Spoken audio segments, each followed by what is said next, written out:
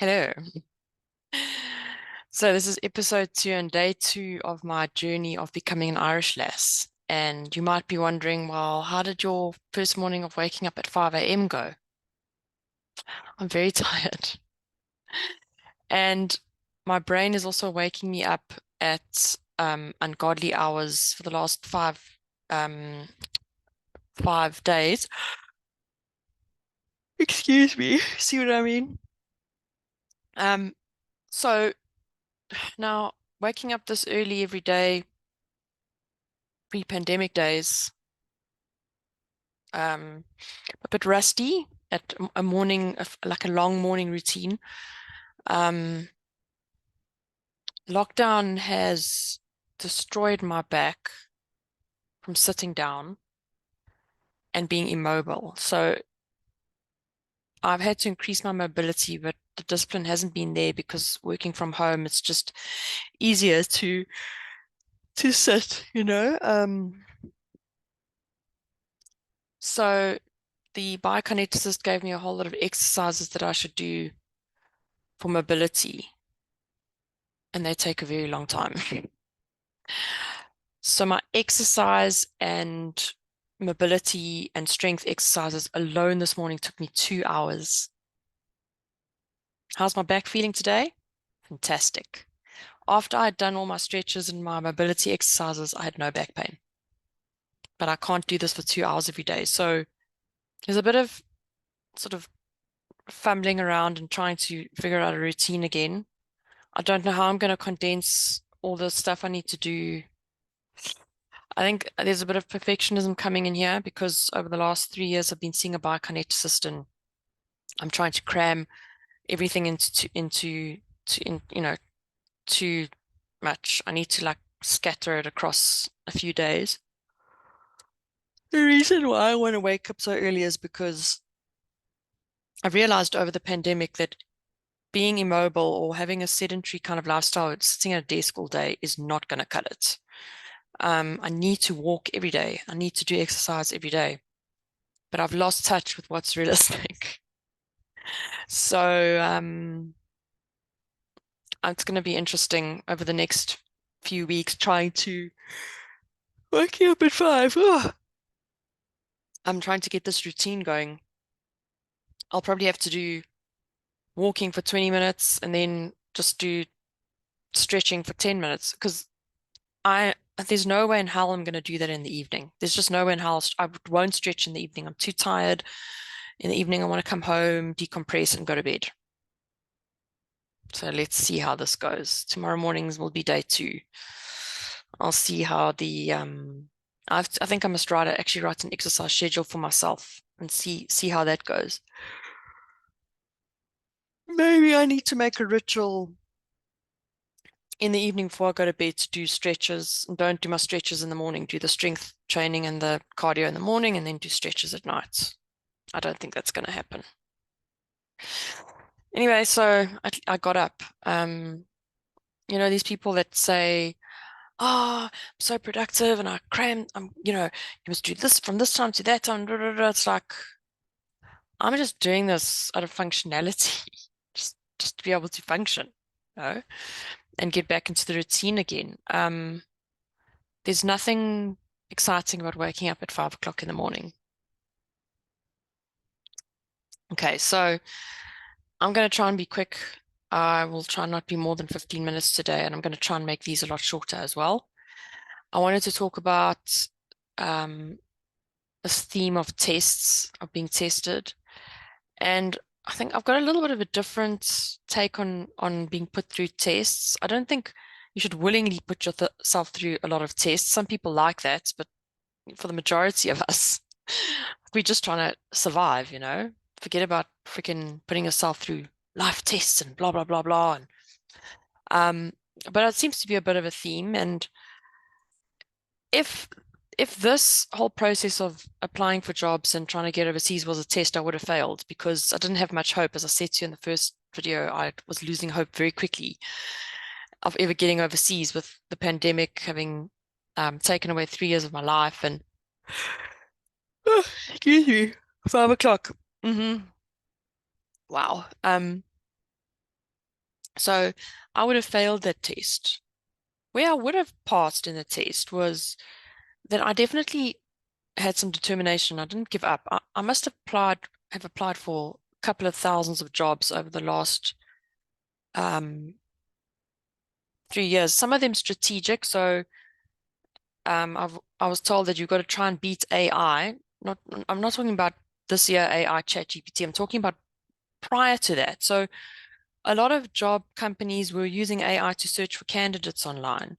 So you had to try and be clever and speak the same language that the AI was speaking to for you in order for you to be found. So you'd have to send a cover letter. It would have to have the same language in the cover letter as the job did, and then companies using AI to search for employees or candidates would then pick up these keywords in your cover letter or whatever. So if I did that, I could probably only apply for 2 or 3 jobs a day because it's it's really quite a lot of hard work to try and beat AI. So some days I'd have the energy to do it, and then I'd sort of create a cover letter that would speak to the job description and use the same language in my cover letter to try and beat AI. And I tried everything, but I didn't always have the energy to do that. So I applied for jobs of all sorts. I applied for career jobs. I applied for truck driver courses. Because there was a shortage of truck drivers at one stage. I applied for sales jobs. I applied for marketing jobs. I applied for postman jobs as a postman, career. I think I said that. I applied across all industries you could possibly think of. I applied for teaching English as a foreign language because I have a qualification in that. I tried everything. And I have a friend who gave me this advice. He worked for a big technology company in South Africa, and it was a multinational company, so no one inside the company could promote him to go and work overseas or give him a lateral move. He actually found someone outside of the company he worked for who knew someone inside the same international company in Canada and got him the job there. So don't think it's this process of trying to find work in another country isn't going to happen the way you think it's going to happen. This friend gave me advice. He said, contact every single person you know and shamelessly tell them you are looking for work in that country or in X country. Do they have any connections? And I did. That's exactly what I did. I was shameless. I even begged an old boss for a job. I said, please, I'm desperate. I am desperate. I'm not going to lie. I'm desperate. I want to come to Ireland and, do you have any work there? And when I finally did land this job, it came through the most unexpected of places. As I said, you can always join the dots backwards, but the journey is always, to me, amazing of life is just unexpected. So what happened was I applied for this job, the sales job, and they sent me a link to do a sales test, another stupid test. And I don't like being put in a box. And I looked at this and I rolled my eyes and I thought, oh, for heaven's sake, you know what? I'm going to answer this honestly. I'm not going to try and answer it the way they want me to answer it, because then I'm going to land up being a profile that is not honest, and I don't want to land up in a job of they expect A and they get Z, and I don't want that. So I answered actually quite defiantly, and I ended up getting 95% for the sales test. And if I join the dots backwards, the reason why I got 95% for that sales test was because I worked for a multinational technology company who taught us like um, uh, um, the best, sales skills you could possibly get, and best practice sales skills at the time, and they still stand today. So it was a very tactical test that I did, and I passed 95%. So the guy phoned me, and he said, he joked with me and said, did your mother do this test? And I said, no, I did it. And he said, well, you got 95%, and it's very rare that people get this kind of score. And he's just placed someone from South Africa, and I ended up getting this job through the most unexpected way I could think. So no route you take is the wrong route. Just like you just got to you just got to put yourself out there, and it's hard. I mean, I thought, screw it, I'm just going to embarrass myself and I'm going to shamelessly beg people for jobs, and I did.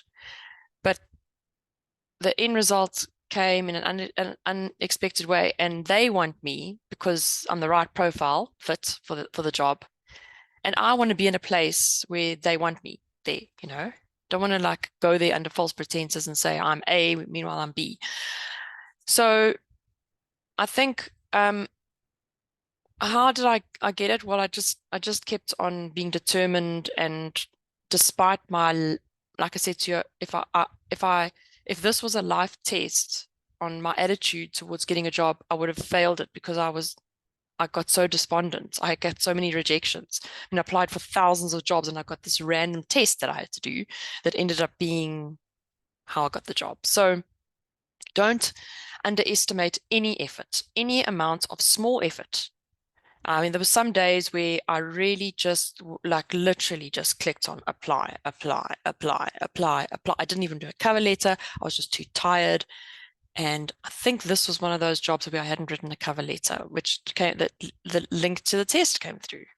So don't underestimate any action. Whatever action you take is not wrong. Do all of it. Cast your net wide. Don't put all your eggs in one basket. Contact every single person you know and people you least. Oh, and that friend of mine who got that job in Canada said this reference came from the person he least expected. Isn't that amazing?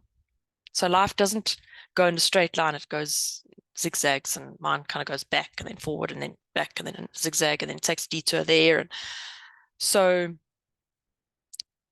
that's what you need to do. You need to just like, and I'm not talking about harassing people.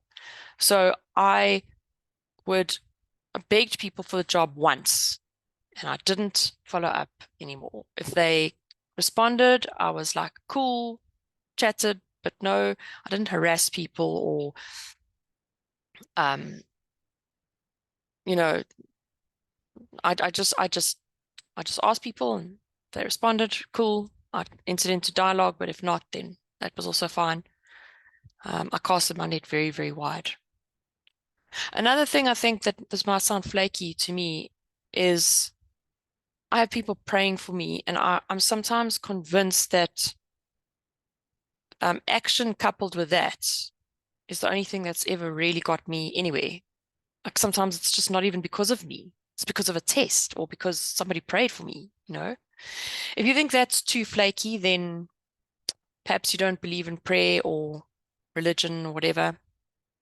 But there's a guy who wrote a great book called What Color Is Your Parachute? His name's Richard Bowles, and he said there are three types of people, and I can't remember what the other types were. I can only remember one because I could only identify one.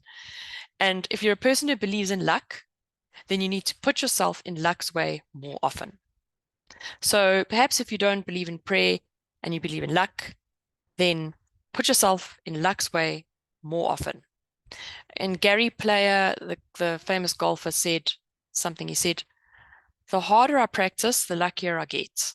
So just do, even the smallest thing that you don't think can be what's going to get you through that door might actually be the thing that gets you through the door at the end of the day, or in my case, luck or an unexpected thing. But it does take some tenacity and some determination to do it. That's what I wanted to say today about a stupid test, is that don't put yourself under pressure to, do it perfectly or have this perfect attitude or have the perfect cover letter or the perfect, setup.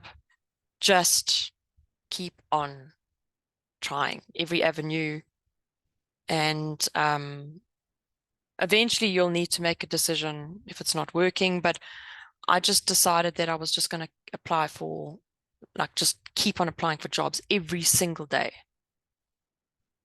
even on the days that I was too tired and I couldn't write a cover letter. I just thought, okay, I'm not going to be hard on myself. I'm just going to apply. And I did, through all sorts of platforms. LinkedIn, Indeed, job websites, recruitment websites, and then just contacting, getting in touch with old contacts again, telling everybody, hey, I'm looking. So I hope that was not too long. I'm going to try and make these short and sweet. Thank you for your time. Thanks for joining me. And I'll let you know how it goes tomorrow with my 5 a.m. wake ups. Cheers.